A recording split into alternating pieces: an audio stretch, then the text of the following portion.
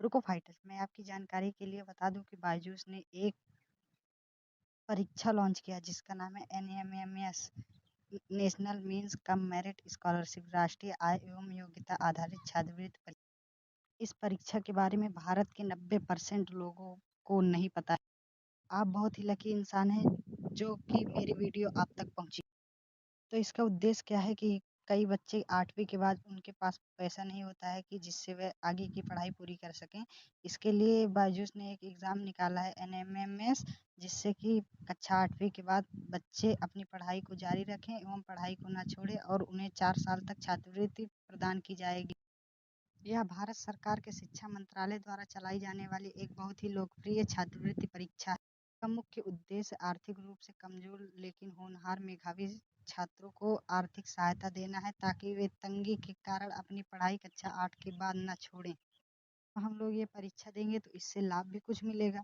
तो इससे यह लाभ है कि कक्षा 9वीं से 12वीं तक 4 सालों के लिए हर साल 12,000 की वित्तीय सहायता मिलती है।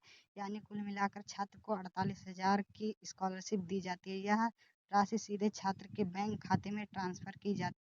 अब कई बच्चे पूछ रहे हैं कि यह परीक्षा कौन दे सकता है। इस परीक्षा में बैठने के लिए कुछ जरूरी शर्तें होती हैं।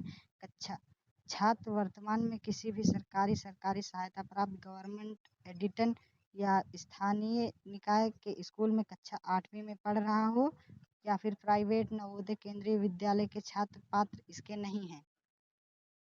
पिछली कक्षा यानी कि कक्षा 7वीं में आपके 55% अंक से ऊपर हों और SC या फिर ST वालों के लिए 5% की भारी छूट है।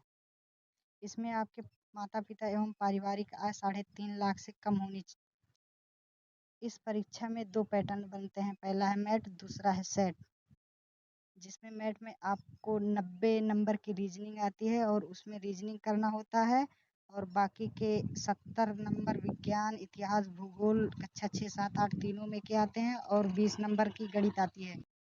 और सबसे खास बात यह है कि इस परीक्षा में कोई भी निगेटिव मार्किंग या नहीं होती है। इस छात्र सभी प्रश्न हल कर सकते हैं, चाहे वो गलत करे चाहे फिर सही। तो अब कुछ बच्चे पूछ रहे होंगे कि इसकी तैयारी कैसे करें। तो सुनो, इसकी तैयारी बहुत ही सरल है।